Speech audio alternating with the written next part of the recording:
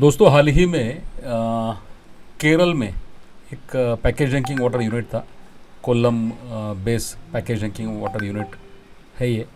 इस पर एक चार्ज लगाया गया है कि उन्होंने टीडीएस, कैल्शियम और मैग्नीशियम, इसका जो प्रमाण है वो निर्धारित जो दिया है उसमें नहीं है। तो वो न रखने के कारण उनको बोला गया कि सब स्टैंडर्ड पानी है ये, और उनको 1 लाख रुपया फ़ाइन लगाया गया। ये एक केस है। तो इस पर क्या तो पहले कहना चाहता हूँ कि एफएसएसआई बहुत स्ट्रिक्ट हो गया है। हाँ, लेकिन ऐसा नहीं है कि आपको उस पर कोई आवाज़ नहीं लगा सकते। तो आप जो देख रहे हो सामने, तो यहाँ पर एक चीज़ का जिक्र किया गया है कि फूड सेफ्टी एपेलेट ट्राइब्यूनल। हाँ, ये जो ट्राइब्यूनल है तो वो अपने लिए काम करता है। थोड़ा सा मैंने जेमिनी पे जाके थोड़ा सा उसके बारे में रिसर्च किया। मैंने पूछा कि the food safety tribunal what is this, है ना। तो ये फूड सेफ्टी क्या है, FSAT is a specialized judicial body in India. मतलब एक स्पेशल न्यायालयीन संस्था है ये। वो अंडर 70 सेक्शन पे बनाया गया है। Food safety and standards FSS act के अंदर बनाया गया है। Its main job is to act as a court of appeal for food businesses और individuals who want to challenge legal decisions. अगर आपको कोई पेनल्टी या लीगल डिसीजन आया हो, है ना, तो उसके ऊपर आप जाके उसके पर आप उसकी दाद मांग सकते हो। मतलब उसके बारे में आप जरूर न्याय की कर सकते हैं। तो बाकी सब डिटेल दिया है इसमें। तो बाकी सारे की फीचर दिए, उसका स्ट्रक्चर क्या है, क्वालिफिकेशन वगैरह वगैरह वगैरह सब कुछ, कौन से केसेस हैंडल करेंगे, तो ये भी तो है। और फिर आगे जाके मैंने अपने खुद की भाषा में, मराठी में थोड़ा सा उनको पूछा कि ये सरकार ने तैयार किया हुआ है कि नागरिकों ने बनाया हुआ है। तो ये सरकार ने ही तैयार किया गया है, उसको न्यायालयीन दर्जा भी है। और इसके साथ मैंने इसको जोड़ दिया कि केरला में वो जो हुआ था उसके बारे में क्या था। तो हम लोग वापस एक बार आर्टिकल की तरफ जाएंगे। तो देखिए क्या हुआ था। The penalty was imposed by the food safety department. हाँ, product did not meet the prescribe standards. इधर नीचे थोड़ा सा उसके बारे में दिया है, कौन से स्टैंडर्ड्स कितने डाले थे। देखिए यहाँ पर आया है ना। तो यहाँ पर दिया है कि जनवरी 2024 में चावरा सर्कल जो है वहाँ पर 16 बोतलें परचेस की गई जनवरी 22 को। तो गवर्नमेंट एनालिस्ट लैबोरेटरी इन तिरुवनंतपुरम, उन्होंने ये एग्जामाइन किया सैंपल और found that calcium content was only 4 mg। 4 mg था, जो कि प्रिस्क्राइब लिमिट है कि 10 से 75 इसका अभी दिया गया है ना। विथ मैग्नीशियम 3.41 था उसमें सिर्फ। तो कितना है वो, तो वो चाहिए 5 to 30, ये चाहिए। ये भी आपको थोड़ा सा मालूमात इसमें से हो जाएगी, है ना।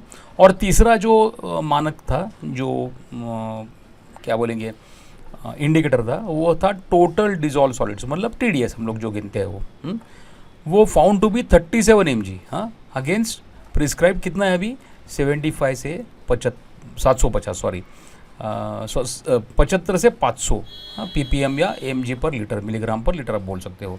तो ये जाहिर ये हो सकता है, पहले इसके ऊपर बहुत बहस भी हुआ है कि पहले BIS का जो था उसमें सिर्फ 0 से 500 कुछ भी चलता था। लेकिन अभी FSSAI ने कम से कम TDS इसको 75 किया हुआ है। तो the educating officer, judicating officer कोलम imposed a collective penalty of 1 lakh रुपया 2 रिस्पोंडेंट्स के ऊपर लगाया गया है। मेरे ख्याल से शायद वो जहाँ से शॉप से लिया गया वो रहेगा, और वो मैन्युफैक्चरर भी हो सकता है। हाँ, देन वो tribunal held standard relating to minimum calcium, magnesium and total was incorporated through a direction वगैरह वगैरह वगैरह।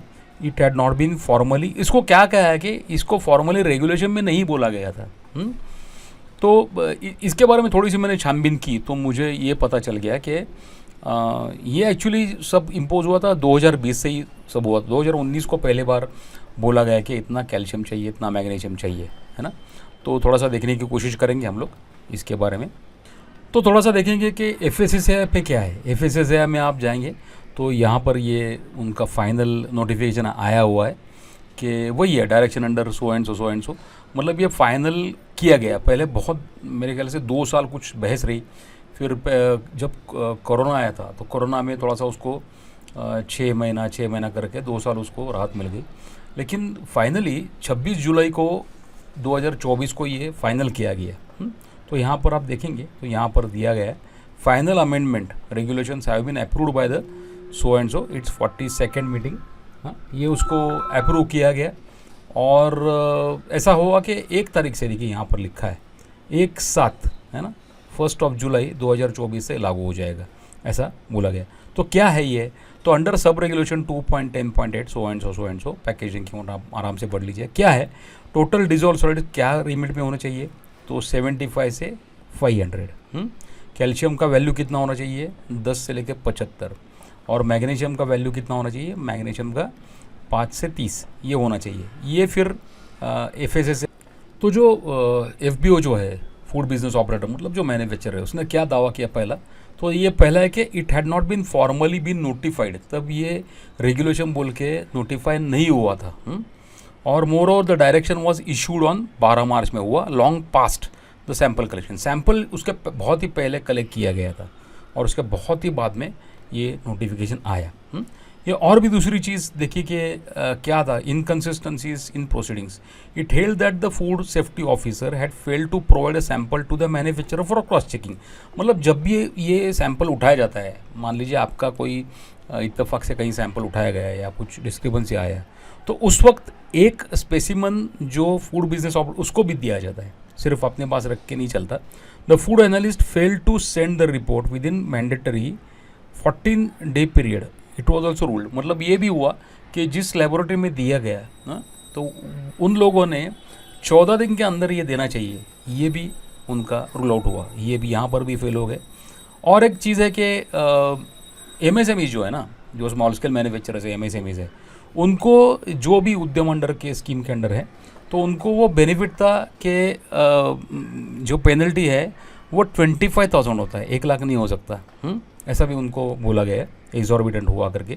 तो ट्राइब्यूनल मेंबर ऐसा सब ये सब चीज़ें आई, तो अब ये जाके चार्ज रेज हो गया और ये थोड़ा सा माना गया। तो ठीक है, ये तो बात हम लोग बात करते ही रहेंगे, तो क्या हुआ क्या नहीं हुआ तो ठीक है, आप भी आराम से उसको देख सकते हैं। उसमें अपने को सीखने लायक चीज़ें क्या हैं, तो पहले देखिए कि इसके बाद में लेकिन इतना इजीली नहीं होगा। हाँ, एक बार वो हो गया तो हो गया, अब काफ़ी टाइट हो सकता है ये सब चीज़। हाँ, आगे तो FSSAI बहुत कड़वा है, कड़क है।